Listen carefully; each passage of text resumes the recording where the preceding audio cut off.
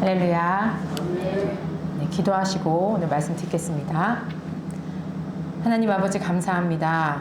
거룩한 주일날 나온 모든 성도들의 마음 가운데 성령으로 임재하여 주시옵소서.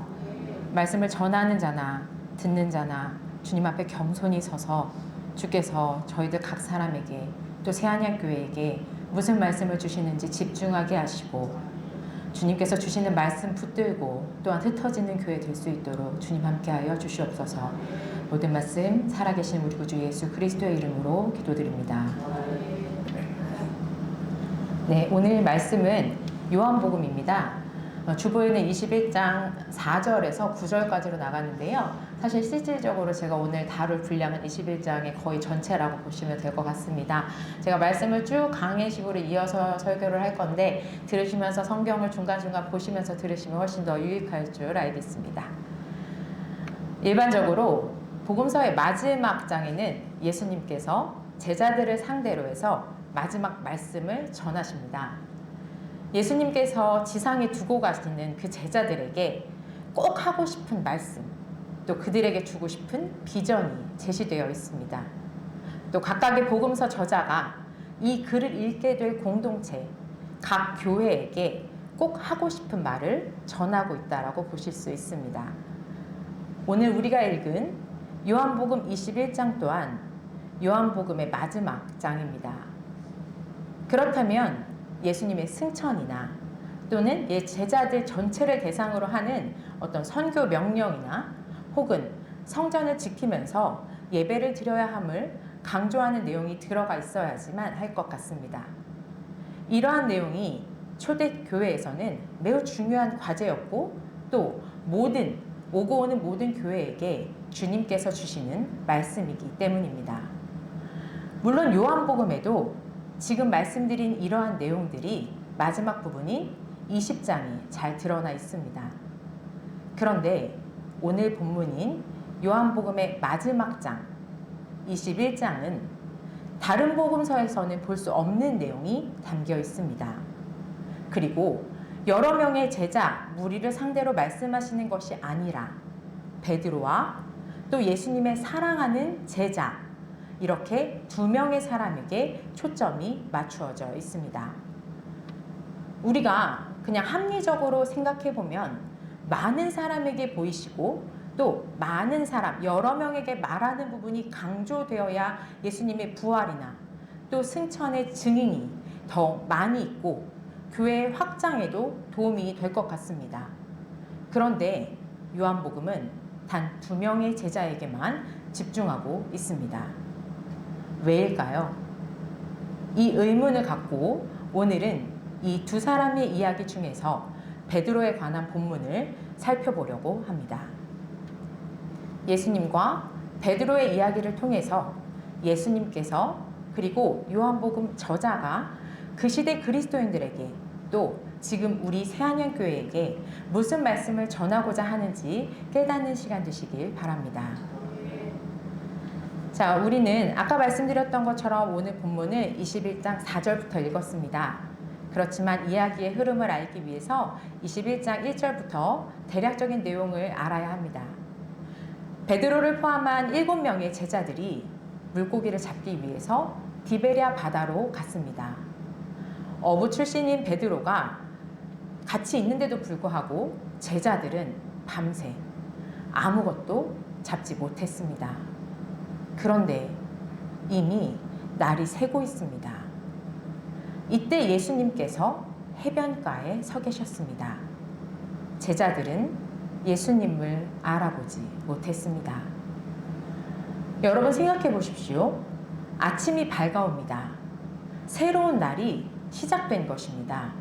그런데 이들은 여전히 주님을 알아보지 못합니다.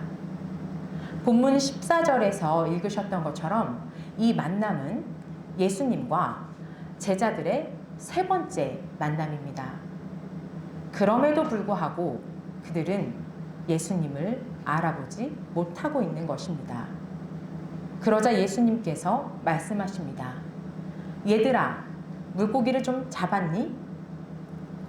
저 같으면 소리를 지르면서 내가 여기 있다. 너희들은 지금 아직도 나를 못 알아보느냐? 라고 화를 낼 것 같습니다. 그러나 주님은 가장 친근한 표현으로 얘들아 라고 제자들을 부르시며 그들의 관심사에 맞추어 물고기 잡이로 대화를 시작하십니다. 자, 이 실제 상황을 한번 생각해 보십시오. 영광의 주님께서 이 땅 가운데 사람의 모습으로 오셔서 죽음까지 감당하시고 영광의 모습으로 부활하셨습니다. 그런데 이 영광의 주님은 다시금 제자들에게 맞추셔서 눈높이를 낮추십니다. 부활을 말씀하시는 것이 아니라 그들의 관심사인 물고기 이야기를 나누시는 것으로부터 시작하십니다. 하늘의 것을 볼 수도 들을 수도 없는 그들의 상태에 맞추어서 또다시 낮고 낮아지십니다. 그러자 그들이 대답합니다. 못 잡았습니다. 이렇게 해서 예수님과 제자들의 대화가, 예수님과 그들의 대화가, 관계가 다시 시작됩니다. 그래서 예수님은 제자들에게 말씀하십니다. 배 오른쪽으로 그물을 던져보라고 제안하십니다. 그들은 말씀에 순종했고 엄청나게 많은 물고기가 그물에 걸렸습니다. 그때입니다. 예수님께서 사랑하는 제자가 베드로에게 말합니다. 주님이다! 여기서 주님이다 라는 표현은 요한복음 안에서 예수님께서 자신이 누구인지를 설명하면서 계속적으로 나는 뭐뭐이다 라고 표현하셨던 곳에서부터 나온 것입니다. 주님께서 그동안 제자들과 같이 지내시면서 나는 선한 목자이다. 나는 생명의 떡이다. 나는 세상의 빛이다. 나는 포도나무이다. 나는 선한 목자이다. 이렇게 가르치셨던 부분들이 떠올랐습니다. 저분이 바로 그분, 주님이심을 알아차린 것입니다. 그래서 주님이시다 라고 외친 것입니다. 그러자 시몬 베드로가 그 말을 듣고 곧바로 바다로 뛰어들었습니다. 이 말을 좀 더 원어의 문자에 가깝게 번역을 한다면 바다로 내던졌다 라고 번역할 수 있습니다. 사랑하는 성도 여러분, 주님이 사랑하는 제자가 예수님을 알아보고는 주님이시다 라고 외쳐서 베드로에게 알렸습니다. 그러자 베드로는 그 음성을 듣고 곧바로 그 자신을 주님께 내어 던졌습니다. 참으로 베드로답지 않습니까?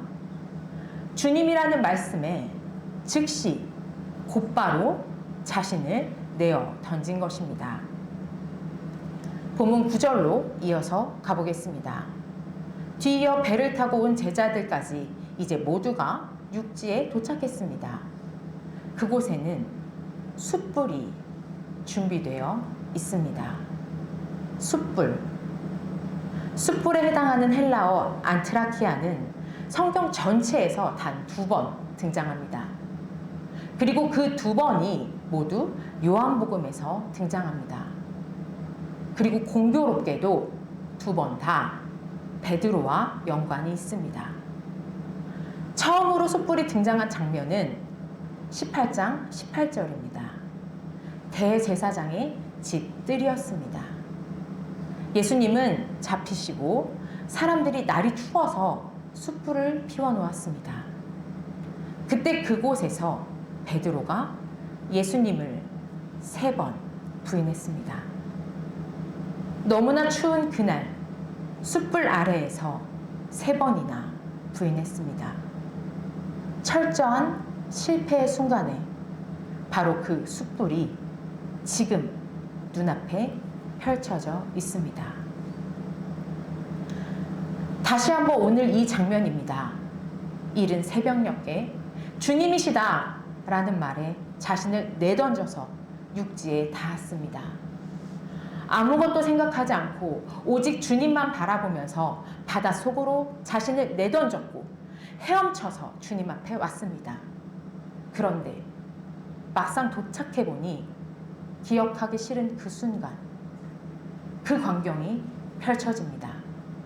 숯불 향이 가득하고 숯불이 베드로의 눈에 들어옵니다. 그 숯불 향 속에 예수님이 보입니다. 그 순간 저 같으면 얼음이 될 것 같습니다.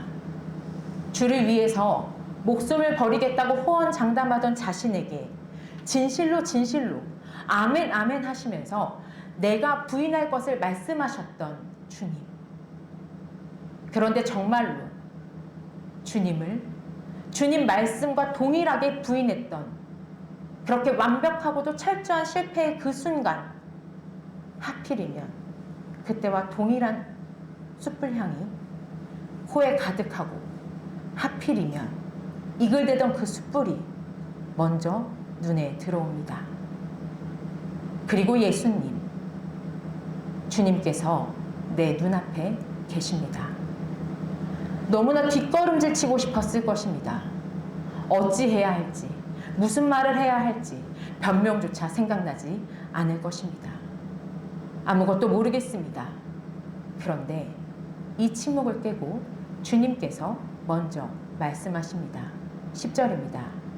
제자들에게 지금 잡은 물고기를 가져오라고 명하십니다. 이 장면은 물고기가 모자라서 조금 더 필요해서 가져오라고 하신 것이 아닙니다.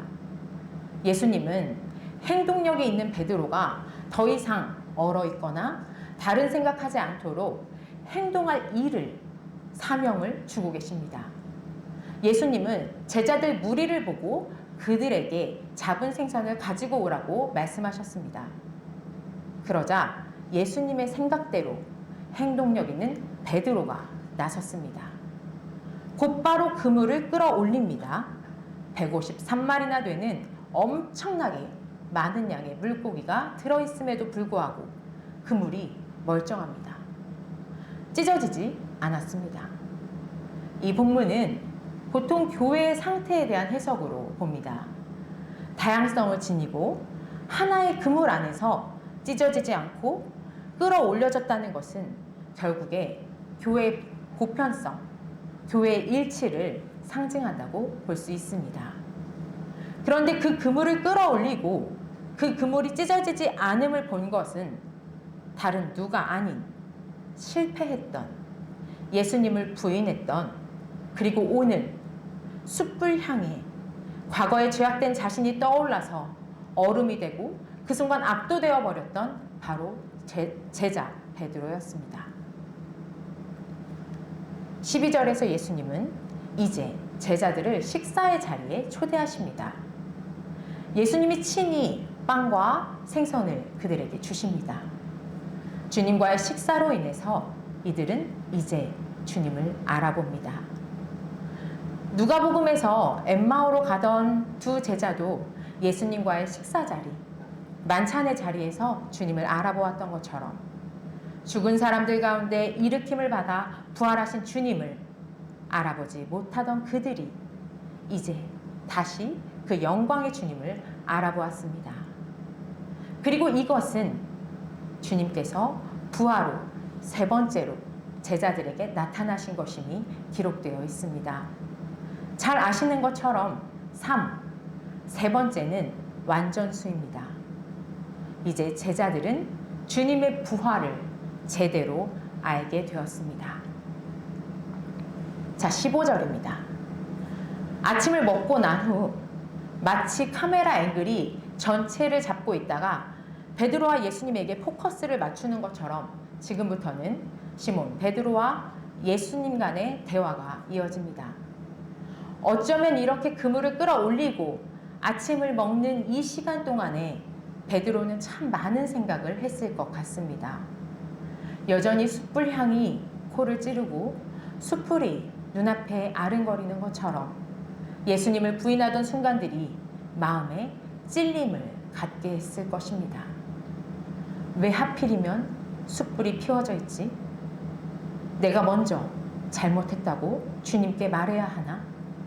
아니야. 그 순간과 지금 이 순간이 비슷해 보이는 것은 그저 우연일 뿐이야. 내가 주님 말씀 듣고 그물도 올렸고 주님께서 준비하신 식사에서 나를 빼버리신 것도 아닌 걸 보면 그냥 이대로 넘어갈 것 같아. 아무렇지 않은 척, 아니야, 그래도 다 알고 계실 텐데 잘못했다고 먼저 말할까? 아니면 그냥 좀 더 분위기를 두고 볼까? 여러 가지 고민을 했을 것입니다. 그때 요한의 아들 시몬아, 예수님께서 베드로를 부르십니다. 주님께서 베드로를 요한의 아들 시몬이라고 부르신 것은 베드로와 예수님의 첫 만남 이후로는 없었습니다. 자, 다시 처음부터 시작해보는 것입니다. 대신 이번에는 초림의 예수님과의 만남이 아닌 영광스러운 부활의 주님, 그 예수님과 더 깊이 알아가는 교제의 시간입니다. 네가 나를 이 사람들보다 더 사랑하느냐? 라고 물으십니다. 이 사람들로 번역된 단어는 헬라어로 살펴보면 이 사람들 또는 이것들 모두에 사용할 수 있는 단어입니다. 그렇다면 여기 있는 이 사람들보다 더 나를 사랑하니? 라고 묻는 것도 되고요.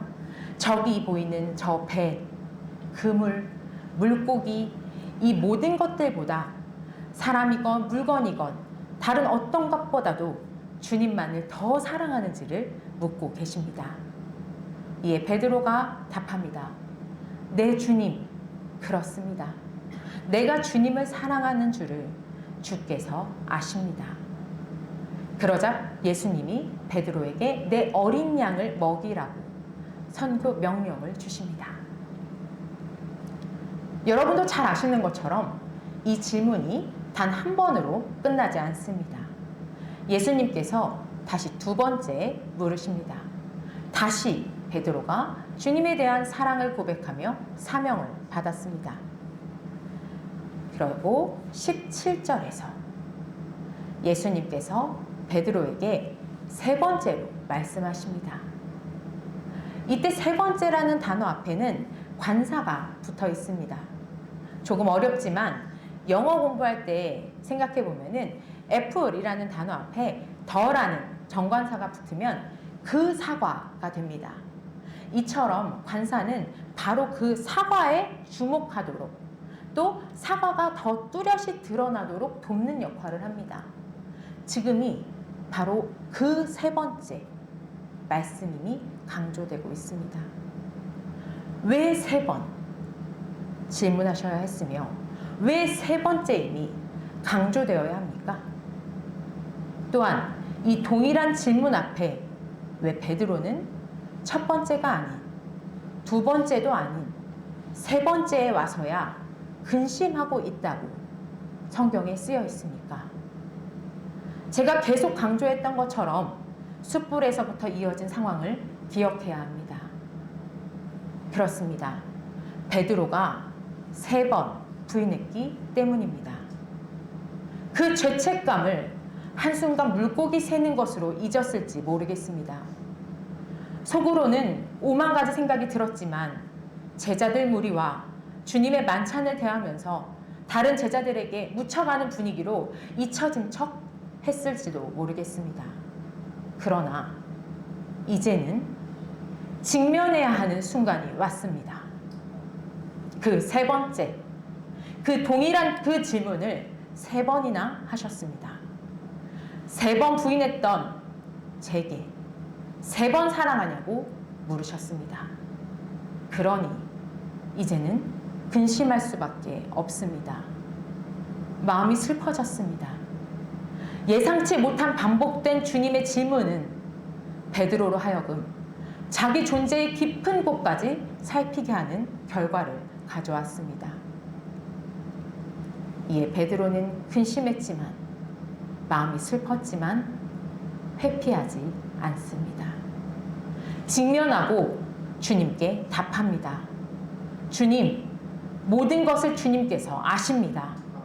내가 주님을 사랑하는 것을 주님이 아십니다.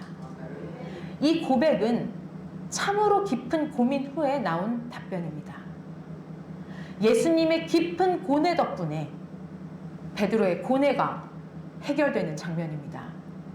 세 번의 질문과 세 번의 답변이 이어졌습니다. 주님은 이런 베드로에게 세 번의 임무를 주십니다. 신뢰가 깨어진 관계였습니다. 예수님을 세 번이나 부인했고 그렇게 호언장담을 해놓고 부인했습니다. 한 번도 아니고 두 번도 아니고 세 번이었습니다. 그런 그를 따로 불러내서 이야기를 하고 계십니다. 아까는 다른 제자들도 있고 보는 눈도 있고 해서 심한 말을 아꼈다고 이제 할 말 좀 하겠다고 주님께서 말씀하신다 해도 베드로 입장에서는 정말이지 할 말이 없습니다. 그런데 왜 그랬냐는 문책도 아니고 모른다고 부인했던 베드로에게, 우리에게 주님은 사랑하냐는 질문을 던지셨습니다. 그리고 앞으로 네가 어떻게 하는지 두고 보겠다가 아니었습니다. 알겠다라는 짧은 답변도 아니었습니다. 얼마나 그동안 마음고생이 심했니? 내가 다 용서해 줄게. 이것도 아니었습니다.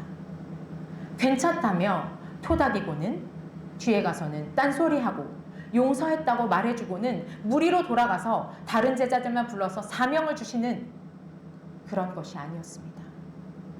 첫 번째 대답에서부터 주님은 사명을 주셨습니다. 우리들의 대답을 의심하지 않으셨습니다. 우리가 이 본문이 익숙해서 그렇지 그저 세 번의 질문과 세 번의 답과 세 번의 명령이 너무나 자연스럽게 기억이 나서 그렇지 이 본문은 그렇게 쉽게 나올 수 있는 대화가 아닙니다. 예수님이기에 가능한 대화입니다. 어떻게 베드로 같은 사람에게,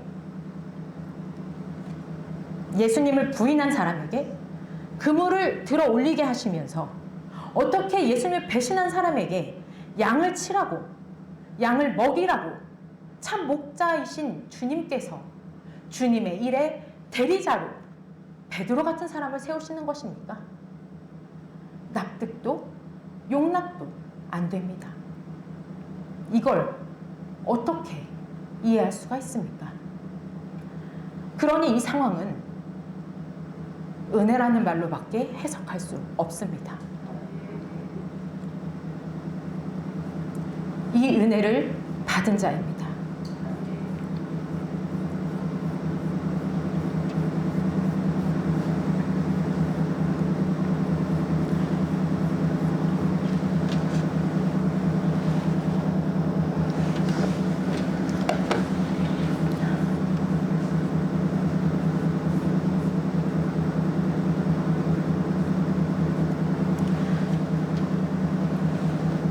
이 은혜를 받은 자이기에 각종 다른 물고기, 다양한 상처를 아는 물고기를 끌어올리는 역할을 맡는 것입니다. 다양한 양들을 먹이고 치는 역할을 맡을 수 있습니다. 나도 사실 주님을 부인했었어. 주님과 함께 3년을 살고 주님을 절대로 배신하지 않겠다고 고백했었는데, 그런 내가 3번이나 완전히 완벽히 주님을 부인했었어. 그런데 그런 내게 주님께서 먼저 찾아와서 이렇게 말씀해 주셨어. 나 같은 자도 사랑하신 주님이야. 그렇다면 너도 이렇게 베드로는 이제 말할 수 있을 것입니다. 이것이 바로 양을 먹이는 것이고 이것이 양을 치는 것입니다. 이것이 153마리의 물고기를 잃지 않으며 무사히 그물을 끌어올리는 것입니다. 이렇게 양을 치라는 사명을 받은 베드로에게 18절에서 주님은 이어서 말씀하십니다. 진실로 진실로 내가 너에게 말한다. 여러분, 진실로 진실로, 아멘 아멘은 확신과 신뢰를 나타내는 말입니다. 베드로에게 주님은 이 표현 또한 단 2번 사용하십니다. 그 한 번이 바로 지금이고 다른 한 번은 바로 베드로가 부인할 것을 예언하는 그 순간이었습니다. 13장 36절로 38절 다 같이 한번 읽도록 하겠습니다. 13장 36절로 38절입니다.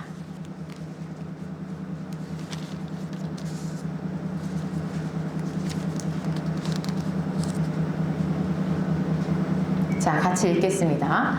시몬 베드로가 이르되 주여 어디로 가시나이까? 예수께서 대답하시되 내가 가는 곳에 내가 지금은 따라올 수 없으나 후에는 따라오리라. 베드로가 이르되 주여 내가 지금은 어찌하여 따라갈 수 없나이까? 주를 위하여 내 목숨을 버리겠나이다. 예수께서 대답하시되 내가 나를 위하여 내 목숨을 버리겠느냐? 내가 진실로 진실로 내게 이르노니 닭 울기 전에 내가 3번 나를 부인하리라. 그렇습니다. 주님은 베드로의 부인을 확신하시면서 아멘, 아멘을 하셨습니다. 실제로 베드로가 숯불 앞에서 3번을 부인한 후 예수님의 이 아멘, 아멘의 말씀이 베드로는 아마도 또렷이 기억났을 것입니다. 그리고 지금 예수님과의 3번의 질문과 그 답에서 또다시 진실로 진실로 아멘 아멘이 생생해졌습니다. 그런데 그때처럼 확신에 차서 주님께서 말씀하십니다. 반드시 일어날 일입니다. 귀 기울일 수밖에 없는 상황입니다. 젊을 때에는 스스로 띠를 두르고 원하는 어디든지 다닌다. 그러나 늙은 후에는 너의 팔을 벌릴 것이다. 그리고 다른 사람은 너를 띠로 매고 원하지 않는 곳으로 데려갈 것이다. 이 말은 당시 사람들이 즐겨 사용하던 격언 같은 말입니다. 젊을 때 스스로 띠를 두르는 것은 당시에는 원피스처럼 통으로 되어 있는 옷이었기 때문에 자유로운 활동을 위해서 허리띠를 졸라 매는 것입니다. 그런데 늙은 후에 너의 팔을 벌린다는 것은 바로 십자가에 못 박히는 장면에 대한 묘사입니다. 이어지는 19절에서 18절의 내용에 아멘 아멘 하시면서 주님께서 건네신 격언이 다른 누가 아닌 베드로의 죽음에 관한 이야기임이 명확하게 확실하게 드러납니다. 19절 읽어드리겠습니다. 이 말씀을 하심은 베드로가 어떠한 죽음으로 하나님께 영광을 돌릴 것을 가리키심이러라. 당시 하나님께 영광을 돌린다는 것은 순교 용어였습니다. 즉 사도의 죽음은 하나님이 계시하신 영광을 인간이 감사하면서 죽음으로 하나님께 영광을 돌린다는 표현이었습니다. 여러분, 다시 좀 전에 함께 읽었던 베드로의 부인에 대한 예수님께서 예고하신 장면으로 잠시 돌아가 제가 본문을 읽어드립니다. 13장 36절입니다. 내가 가는 곳에 내가 지금은 따라올 수 없으나 나중에는 따라올 수 있을 것이다. 이 말씀에 베드로가 목숨을 내놓고라도 따라간다고 예수님께 말씀드렸습니다. 그때 예수님의 답변이 네가 나를 위하여 내 목숨이라도 바치겠다는 말이냐? 내가 진실로 진실로 아멘 아멘 너에게 말한다. 닭이 울기 전에 너는 3번 나를 모른다고 할 것이다. 그런데 예수님과의 이러한 문제를 직면한 후인 지금 예수님이 베드로가 죽음으로 영광 돌릴 것임을 예언하신 지금 나를 따르라고 아멘 아멘 명령하십니다. 나중에 따라올 수 있다는 그때가 바로 지금 철저히 주님을 배신하고 부인하고 그 상황을 직면한 바로 지금입니다. 베드로가 철없이 던진 말, 목숨을 내놓고라도 따라간다고 했던 그 말, 결국 베드로는 정말로 주님을 따를 수 있게 되었습니다. 그것이 물고기를 잡고 그물을 들어 올리는 것이든 양을 치는 것이든 더 나아가서 십자가 위에서 결박당하고 죽는 것일지라도 주님을 온전히 따를 수 있게 되었습니다. 이런 베드로에게 주님은 더 이상 진실로 진실로 너는 나를 부인할 것이다 라고 말씀하지 않으십니다.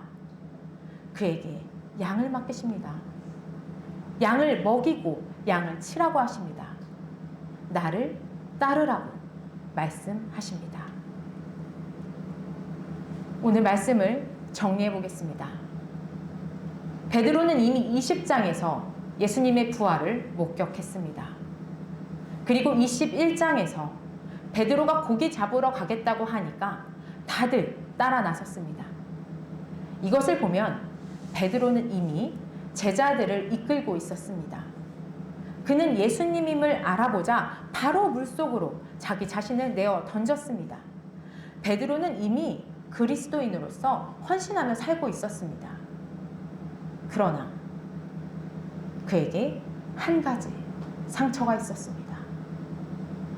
자신도 꺼내기 싫어했던 그 상처, 숯불의 향과 새벽녘의 이 장면과 주님의 말씀, 즉 이 오감을 통해서 주님께서 그 상처를 직면하게 하셨습니다. 이를 통해서 단순한 용서가 아닌 용서를 넘어 사명을 주셨습니다. 인심 쓰는 것 마냥 단순히 작은 일 하나 던져주고는 이거 해봐라, 이것이 아닙니다. 내 양, 내가 목숨 바쳐서 지킨 주님의 양을 맡기셨습니다. 주님이 목숨 걸고 당신의 목숨 바쳐서 그 핏값으로 산 예수님의 양을 우리 같은 죄인에게 맡기신 것입니다. 그리고 어떻게 해야 하는지 알려주십니다. 나를 따르라. 이것은 비단 베드로 한 사람에게 주신 사명이 아닌 것은 여기 계신 우리 성도님들 모두가 알고 계실 것입니다. 이것은 이 글을 읽고 있던 요한복음의 독자들에게 선포된 사명이며 그 사이에 있는 수많은 그리스도인들에게 주어지는 사명이며 지금 우리 새안양교회에게 선포된 사명입니다. 여러분, 주님을 따르는, 주님을 어떠한 순간에도 부인하지 않고 따르실 수 있겠습니까? 주님을 위해서 죽으실 수 있겠습니까? 여러분은 베드로보다 나은 신앙을 가지고 계십니까? 혹시 우리들의 아멘은 베드로가 예수님이 그 정치적인 메시아인 것임을 믿고 예수님의 죽음을 경험하기 전에, 예수님을 부인하기 전에 외쳤던 그 아멘은 아닙니까? 여러분, 자신의 상태를 주님 앞에서 직면하시기 바랍니다. 상처가 있으십니까? 외면하거나 회피하지 마시기 바랍니다. 그리고 자기 연민이나 누군가의 토닥임을 기대하지도 마십시오. 다른 누군가를 의지하지도 마십시오. 이미 모든 문제를 주님께서 죽으심으로 또 부활하심으로 말끔히 해결하셨습니다. 이제는 진실로 아멘 아멘 하시면서 주님께서 주시는 사명을 받으십시오. 선한 목자이신 주님, 그 주님의 그 길, 생명의 그 길, 죽음까지 영광으로 만드는 그 길을 그저 따르십시오. 오늘 이 말씀을 들은 우리 앞에 믿음의 선조들이 줄지어 있습니다. 베드로도 있습니다. 못자국 나고 상처투성이인 목자들이지만 온전히 선한 목자인 주님을 따른 그들은 상처 위에 영광의 사명을 받은 자들입니다. 오늘 내 양을 먹이라, 나를 따르라는 말씀을 받은 우리도 각자의 상처를 넘어서 주님께서 주신 영광의 사명으로 나아가야 하겠습니다. 기도하시겠습니다. 하나님 아버지, 감사합니다. 저희는 상처투성이입니다. 주님 앞에 그 상처, 수치를 드러내기를 두려워합니다. 그래서 저희는 감추고 아닌 척하며 살아갑니다. 그 상태로 말씀 듣고 그 상태로 성찬을 받아왔습니다. 그런데 주님, 이제는 베드로처럼 우리들 깊숙한 곳에 숨겨두었던 모든 죄악을, 상처를 주님 앞에 드러내길 원합니다. 주님은 위로하거나 치유하시는 차원을 넘어서서 저희 같은 자들에게 주님의 영광스러운 사명을 맡겨주시는 분이십니다. 2024년 더 이상 자신의 상처에 집착하며 살지 말게 하시고 사람의 위로를 구하지 말게 하시며 오직 주님의 삶처럼 영광스러운 사명을 감당하며 주님을 따르는 삶을 사는 자들이 되게 하여 주시옵소서. 예수 그리스도의 이름으로 기도드립니다. 아멘.